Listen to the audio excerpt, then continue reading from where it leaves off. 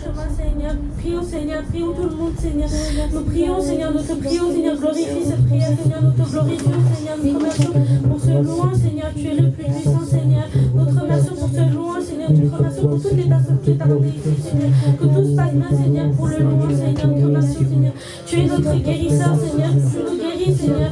Sauve-nous, Seigneur. Que tu guéris notre cœur, Seigneur. Que tu purifies notre cœur, Seigneur. Dirige-nous dans le bon chemin, Seigneur. Que tu nous sauves, Seigneur. Sauve-nous comme tu as sauvé Israël, Seigneur. Bénis-nous, Seigneur.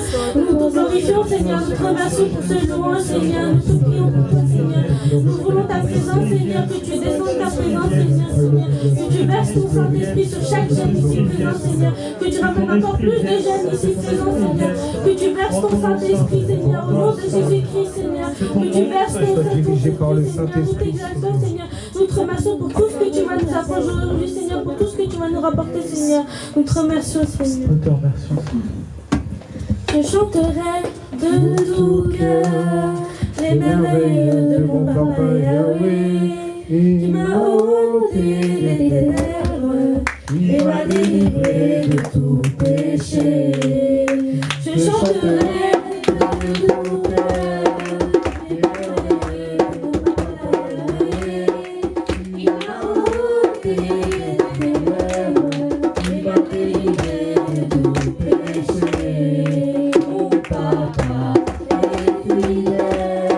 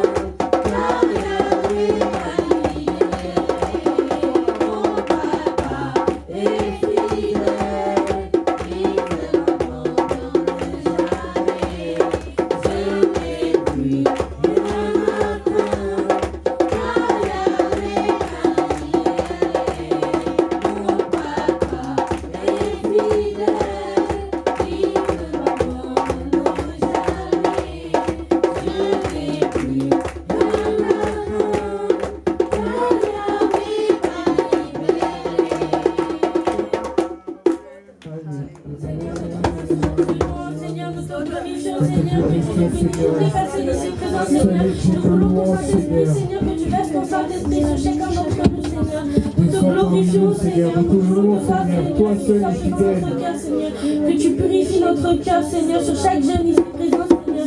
Nous te glorifions, Seigneur. Tu es le plus puissant, Seigneur. Tu es le plus puissant, Seigneur. Tu es le plus puissant, Seigneur. Tu es le roi des rois, Seigneur. Qui nous sauve, Seigneur.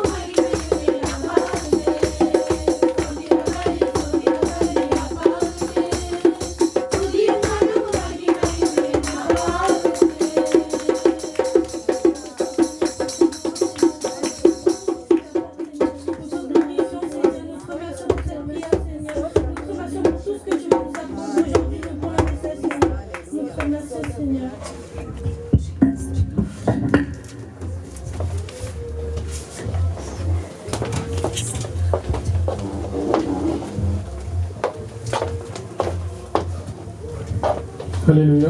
Alléluia. Nous allons nous lever et nous allons prier pour le message. Seigneur, nous te louons, Seigneur. Seigneur, roi des rois, nous te louons, Seigneur. Seigneur, nous te prions pour le message, Seigneur. Tu prends entre tes mains les personnes qui vont donner ce message, Seigneur. Que ton nom soit glorifié.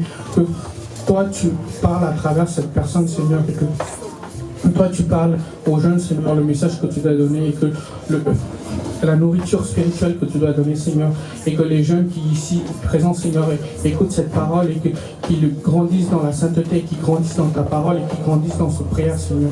Nous te remercions pour ça, Seigneur, au nom de Jésus-Christ. Amen.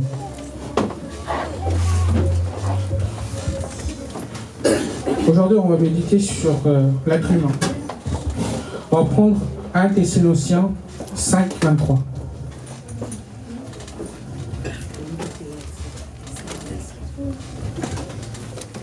Que le Dieu de la paix vous conduise lui-même à une sainteté totale et que tout votre être et l'esprit, l'âme et le corps soient conservés irréprochables lors du retour de notre Seigneur Jésus-Christ.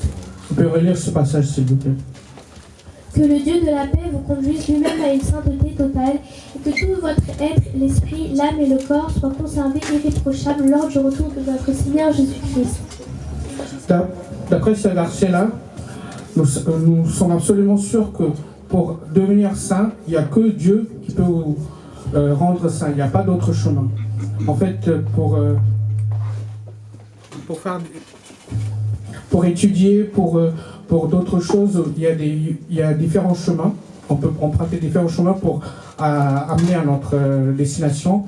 Mais pour être saint, c'est que la parole de Dieu et que Dieu seul peut vous rendre saint. Et dans cette verset-là, nous constatons que chaque être humain est constitué de 3 parties, le corps, l'âme et l'esprit, et que avant l'arrivée de Jésus-Christ, d'après cette verset-là, il faut le conserver de manière sainte et il faut le conserver de manière irréprochable au point de vue de Jésus. Et souvent, en fait, on néglige la partie esprit et la partie âme, et c'est ce qu'on va voir, comment vivre une vie de sainteté et comment garder ces 3 parties-là irréprochables avant l'arrivée du Christ. Et pour cette méditation-là, on va prendre 1 Corinthiens 2, 11.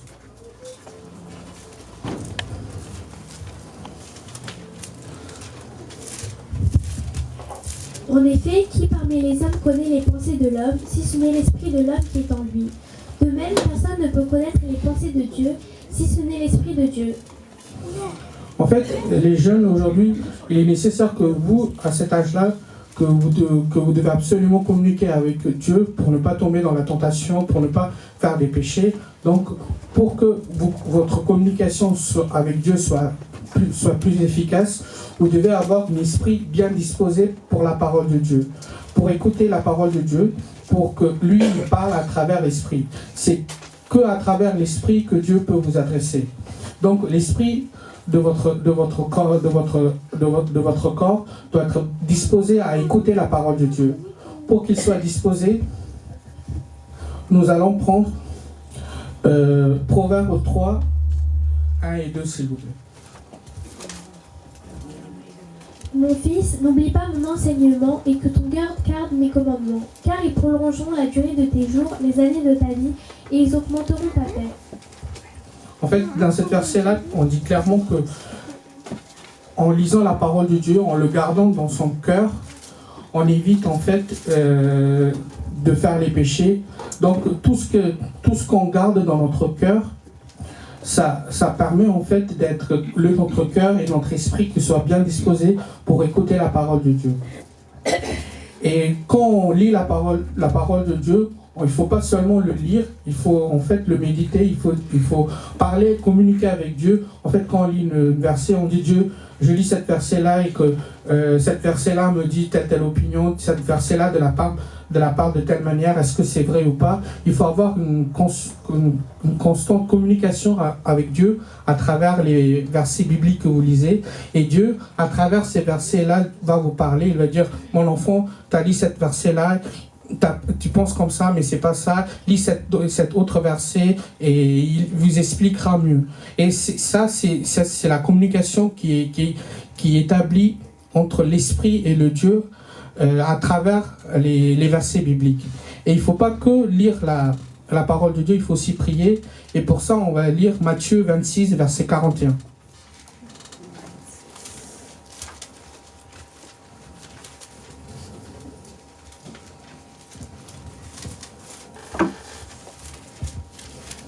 Restez vigilants et priez pour ne pas céder à la tentation. L'esprit est bien disposé, mais par nature l'homme est faible.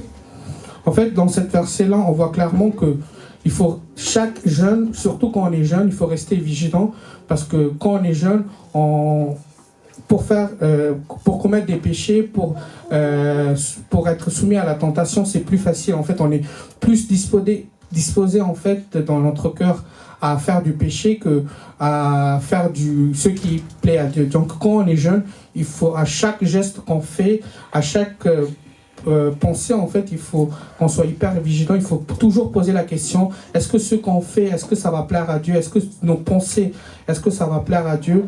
Donc, à chaque fois qu'on vous posez cette question-là, si vous lisez la parole de Dieu, Dieu va vous parler à travers les versets et il va vous guider.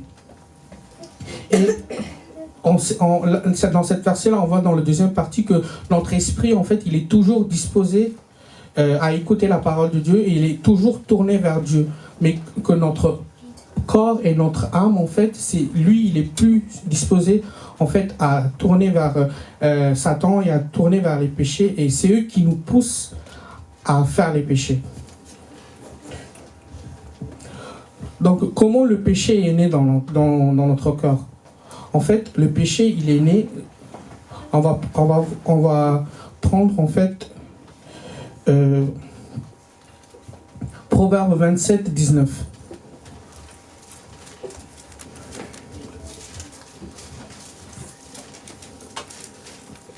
Tout comme l'eau reflète un visage, le cœur de l'homme reflète l'homme. En fait, chaque être humain, avant de connaître le Christ, il a une certaine justice qui est dite par nos parents, par nos entourages. En fait, il sait en fait à travers les conseils qui ont été donnés par nos parents, par les entourages, que toutes ces choses-là en fait c'est bien et toutes ces choses-là c'est mal. Mais quand on devient chrétien, quand on accepte Christ, c'est nous qui nous dirige à travers la parole de Dieu. Donc en fait la nature, l'ancien homme en fait, il doit disparaître et on doit être renouvelé par le Christ. Et pour cette verset-là, on va dire Proverbe 4, 23. Garde ton cœur plus que toute autre chose, car de lui jaillissent les sources de la vie. En fait, c'est de notre cœur qui jaillit le source de la vie, comme c'est dans notre cœur qui jaillit le source du mal. Tout en fait, vient de notre corps. En fait, c'est dans notre cœur en fait qui émanent les pensées. Les pensées en fait, en pensant très fort en fait, notre corps il obéit à cette pensée-là et c'est là qu'on va pécher. Par exemple, on a envie de quelque chose. En fait, on pense tellement à cette chose-là que même si on n'a pas les moyens, si on ne peut pas l'avoir, on fait quelque chose, on le vole ou on le prend en fait de manière illégale. Donc, pour ne pas commettre le péché, il faut bien garder en fait la pensée qui vient de notre cœur. Donc, à chaque pensée, en fait, il faut bien l'analyser. Il faut dire que cette pensée-là, est-ce qu'il faut le scanner par rapport à la parole de Dieu? Est-ce que cette pensée-là va plaire à Dieu? Est-ce que cette pensée-là, il est compatible avec la parole de Dieu? Et il faut aussi, si c'est pas compatible avec la parole de Dieu, il faut prier comme prier Paul, en fait, qu'il a eu un pensée, qu'il a demandé 2 fois de l'enlever, mais Dieu il l'a pas enlevé. Donc si vous avez des pensées qui est pas compatibles avec la parole de Dieu, il faut prier, il faut demander à Dieu, et Dieu il va agir en vous et il va enlever cette pensée-là. Et quand il fait ça, en fait, ça vous évite de commettre les péchés et ça vous évite en fait de souiller votre âme.